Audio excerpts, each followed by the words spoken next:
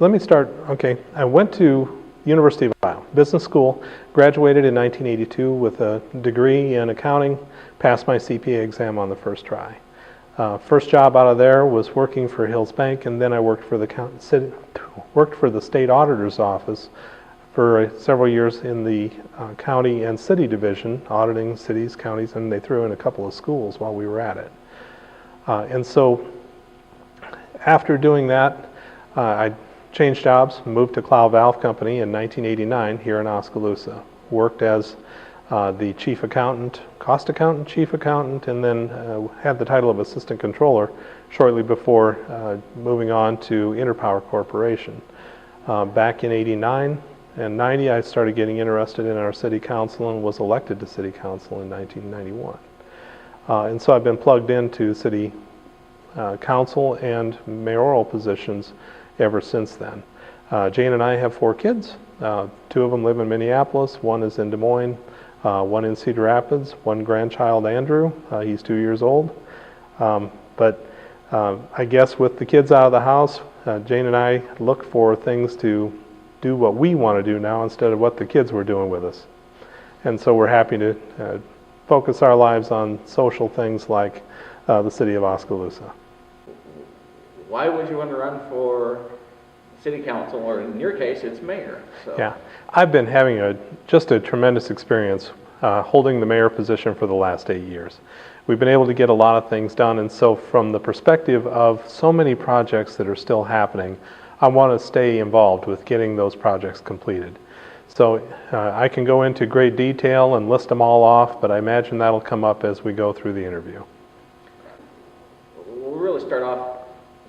What's your vision? I mean, there's projects that are 10 years in the making now, but what's your vision for Oskaloosa 10 years from now, 25 years from now? Well, in the 10-year perspective, what I have is finally getting a solution to the child care issues that we're having, and then also issues that we're having with adult recreation. That we've already got the rec trail going. We have a facility being built to handle both the daycare and the adult recreation issues. We have a number of infrastructural issues, especially stormwater and wastewater. Those are going to be solved within the next 10 years. We have street issues that are going on, and we've been aggressively going after those. And so we're finally starting to get ahead on some of the higher traveled streets. Now we're going to have to reach back and start working some of the less traveled ones. I think in terms of the housing that we have in town, we've been told by our consultants that probably the most important obstacle we have towards growing the population of Oskaloosa is our housing situation. So working on the rental inspection program so that we have that type of housing at least at a minimum standard, and then also working with developers for a new subdivision or 2. I see those all happening in the next 10 years. As we go that direction, I think we will also see momentum in the growth of our population, but also in the development of our schools. That as more and more parents are coming in, young professionals, that they will be also helping as far as the schools are concerned with the educational experience of the children. And some of those projects are really big ticket items. Yeah. Roads, well, first of all, theoretically it's around about $1 million a mile, so roads aren't built cheaply. Right. If you're going to be reconstructing roads, that's exactly right. And so you have to be very careful about picking out those priorities. If you can aggressively maintain, you can stretch the dollars a lot further. And 8 years ago, that's what we did, was we said, okay, we're going to work on aggressive maintenance and new construction of the ones that are highest traveled. But then that also means you're ignoring some streets, in some cases for 8 years or more, where they were already failed, and now they're getting worse yet. And so, yeah, what that does is put you in the position where reconstruction is about the only option. In some of that, a recent council meeting, there was a group of individuals from a subdivision that spoke about the condition of their street. And so how do you handle that? Because those are not highly traveled streets. So how do you as government then inform folks where they're going to fit in on that reconstruction? Well, first of all, you have to make a decision as a council what that's going to be. So the subdivision in question is one that I'd been championing for several years, saying that we needed to go back and get that one fixed. The council decided that no, that wasn't their priority at the time, and so it wasn't fixed, but it did deteriorate a little bit more year on year on year. And so I guess what I have in mind is that we would take a slice out of our road budget and say, okay, we're still going to go after, with the majority of the money, the high priority roads, but now we're going to go back and start going after these lower priority roads with just a slice of the budget, but not make them the main priority, but certainly get them caught up. And another large item that the city is tackling in a recent vote, the 1 cent sales tax, 25% is going to roads, if I remember correctly. The other 75 cents is Early Childhood Development Center. Correct. How do you as, if you were elected mayor, how do you help push that forward to make that a reality? And then once it is in place, since it'll be a city-owned entity, how do you make sure that that is managed then correctly going into the future? Well, as mayor, I'm already pushing with it. So I'm both on the city representation as far as the three-way agreement as far as getting the building built, what it needs to be. And then also I sit on our YMCA board. So I'm also involved in figuring out what the administration of that is going to be like once it's built. Now, in terms of making sure that it's successful, I guess I see myself being integral, that the mayor, whether it's myself or somebody else, but I assume that as far as I'm concerned, I want it to be me, that 2080 agreement has to be crafted in such a way that all the parties understand what it is that their responsibilities are in that. So the YMCA, even though they are just operating the program inside that building, they will be charged with being able to maintain the facilities as best possible, using best practices. Now, so I envision a committee that is formed with representation from the city. Yeah, and I suppose the school as well, because they're paying part of the construction on this. And so making sure that we have full agreement in a 2080 that says, here's the way things are going to work, and presumably looking forward to certain situations. If it makes money, if it loses money, if there are big maintenance items or something doesn't go quite right, if there's maybe even such a thing as a tornado that comes through, who are the folks that are responsible and how does that all work? And you can't have an election around here without talking about a regional airport. As far as the city, do you guys still continue to support that? Has anything changed as far as the city's perception of the airport? To my, as mayor, there's been no change in my opinion, and then as far as the council members are concerned, none of them have voiced any opinions to me other than being in support of it. As you probably know, that we handed off the task to the SCRAA of actually getting the airport built, and so the city council and the mayor are not particularly involved in the operations of getting the airport up and running. And you yourself still personally support this project? Yeah, I do. And you got to understand that as mayor, we're crafting together a number of things at the same time. So the airport is one piece. The bypass that's going across, from the northern part of Oskaloosa over to 163 is another.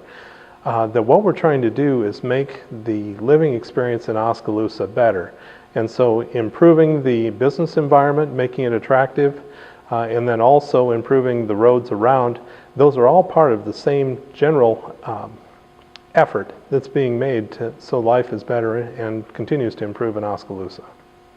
And economic development is a big portion of government, and if elected again, what kinds of things do you see yourself championing as far as bringing economic development and vitality to Oskaloosa?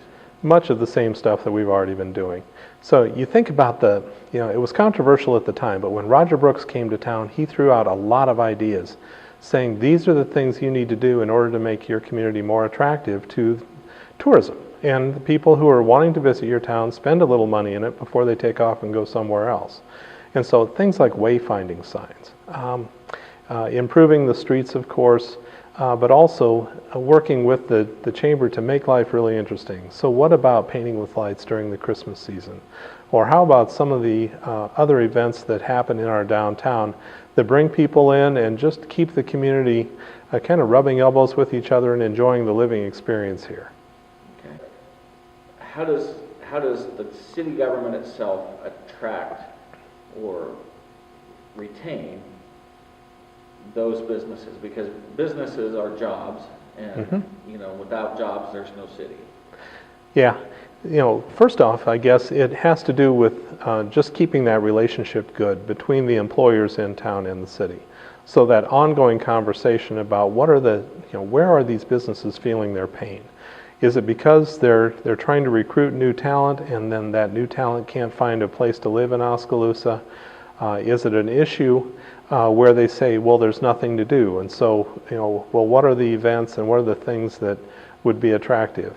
And so it's also, we have had city people that were involved in setting up the Young Professionals Group.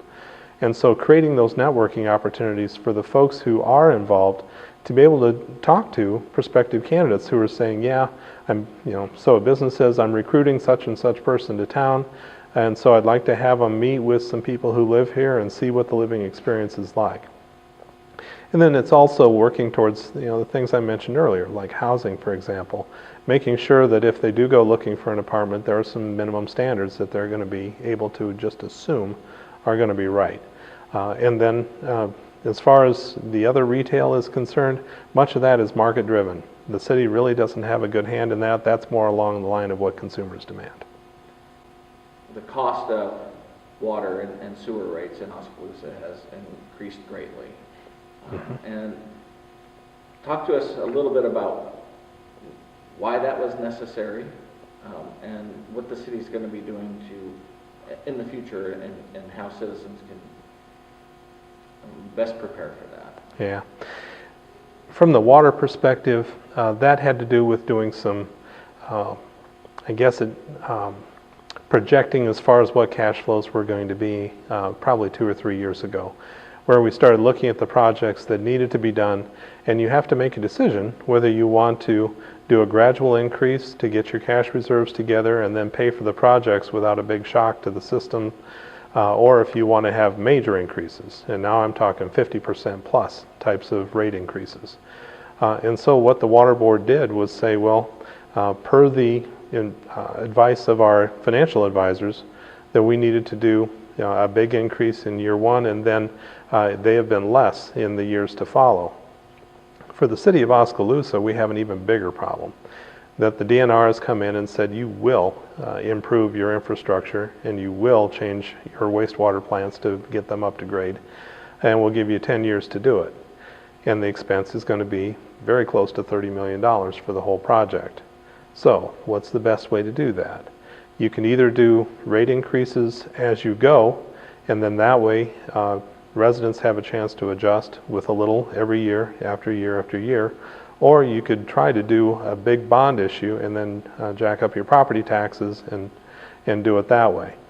So what we have chosen is to be more gradual. I mean, they're still steep, but when you're trying to get 12,000 people to pay for a $30 million project, you have to work some pretty effective financial management in order to make that work and not make it so prohibitive and so scary for people that they feel that they just can't handle it. And so I pay the same rates that everybody else does, and so does the rest of our council. There wasn't anybody smiling when we had to do this, but yet those are the tough decisions that need to be made. And so the gradual workup of those expenses is what we had in mind. And was there a time where the city, yourself, council member, city manager, went to the DNR and advocated and said, are we sure that these are really the best things that we should be doing, that the cost for citizens is going to be enormous? Yeah, we did that. And for some smaller communities, there are grants that are available. And what they will do is they'll say, okay, we have a set amount that we feel your citizens should pay, and then the grants for those smaller cities come in to make up the difference. And the rates that those citizens are paying are much higher than what we do with Oskaloosa. In our case, we've been informed that yes, you have enough populace that you'd be able to pay for this yourself, so you're not eligible for these grants. Along with that goes the negotiation, if you will, of the timing. So if you think about the disinfection, ultraviolet disinfection project that was mandated by the DNR, that was over $1 million, I think 1.2 million, something like that, where we went to the authorities and said, hey, this is part of a big project, but you're mandating it so early on. If you would allow us to delay for a couple of years, we can make that part of the new plant as opposed to upgrading an old plant that's going to eventually be shut down. And at the last minute, we did get the agreement from the DNR that, yeah, we could do that. And so that saved us borrowing of about $1.2 million. And so, yeah, we are out there negotiating, trying to see, well, what way can we do this so it's most effective, cost effective for our populace. All right. One of the other topics that has gained prominence is the rental inspection program. Mm-hmm. And its implementation. I know you spoke earlier in our interview about why it was done. Can you walk us through and tell us, would you do things the same way again, and are you happy with what the results are of that? Well, the way we got there, if you remember, we gave it some thought once before and then backed away from the idea, and then we had to pick it up again. That the idea was that we wanted as a council to be able to telegraph to landlords that, hey, we're taking a look at the way that rental housing is working in Oskaloosa. And so we're considering coming in and having to regulate your industry. And so we backed away from that. Not everyone on the council was happy with backing away from it, but we did. But then we continued to get complaints from employers saying that their prospective employees were looking for rental housing and not finding anything they considered suitable for the price. And then we started hearing from people who were renting saying that what they had was not safe.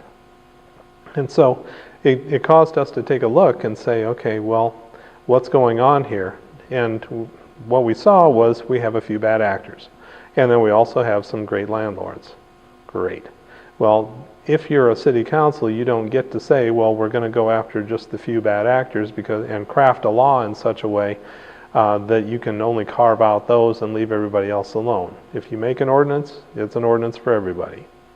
And so the rental inspection program came around kind of begrudgingly, that I'm one of these guys that believes more in the free market than regulation if I can get there, but if it comes to a point, then government has to regulate, and rental inspection was one of those. So the implementation, we gave everybody plenty of notice that it was coming, and we gave them plenty of opportunity for input. And we saw a number of tempers flare in those meetings, that not everybody was happy, and eventually there were some compromises made. And so, for example, that on the committee that governs this, if there's an appeal for something that is discovered through the inspection process, that board is supposed to have a representative of landlords and a representative of renters on it. Well, since the implementation, I've only had one application from someone to be a landlord representative, nobody to be a renter representative, and the landlord representative didn't live in town, and so they were prevented from being able to be appointed to that. But those seats still sit open. Now, we've had some inspections that have taken place, some have been failures, many have been successes, and so I believe that it's being implemented as best possible. We do have some tweaks that we have done. One of them was a fine that existed on a per day basis for not getting a property registered. And so we backed that out and adjusted that down because it was too severe. And it was one of those things that a number had been stuck in there, and I think it just missed the council's purview when we were looking at it. We had other things on our mind. So are there things that I would have done different? No. In the big scheme of things, no. That it's not a graceful process by any stretch when you're doing this sort of thing, but it finally came to the point that we had to do it, and so we've done it. And another topic that I hear considerably is codes, the city of Oskaloosa's codes, and the thought that maybe we have overburdensome codes that are preventing businesses and residential properties from developing and preventing Oskaloosa from growing. Give us your thoughts about the current codes that Oskaloosa holds, and what your thoughts might be for future implementation? Well, there's a lot of them, and those codes are written in different times by different people, and so some of them are rather loose, and so because they are so loose, they are basically unenforceable. Some of them are written really tight, very detailed, and so they're enforceable, but on the other hand, they may be written so tight that there's no room for any kind of compromises. And so the reason we have codes in the first place, if you go out and buy a house that was built in, I don't know, pick a number, let's say in the 1940s, then you can make some assumptions as to how that house was built, because there were codes back in that day about how it would be wired, how it would be plumbed. Then if you buy a house from, say, the 1990s or 2010, you can make some more assumptions about what that wiring is like and what the plumbing is like and some of the construction techniques. And so by and large, those regulations are a good thing, so that you know without having to tear stuff apart what's in there. Now, as we go forward though, those codes can be kind of tight, especially if you're renovating an old structure. So our rule of 25% or more, I believe it is, that if you're going to gut a structure, then if you go too far, then you're going to end up having a new set of codes, and treat it like new construction as opposed to remodeling old. And from time to time, we have heard that those are prohibited.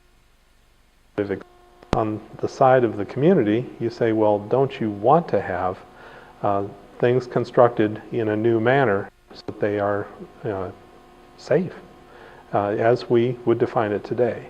And so there's a natural tension that takes place between the folks doing the development and the folks that are on the other side of it as customers or future purchasers of those properties.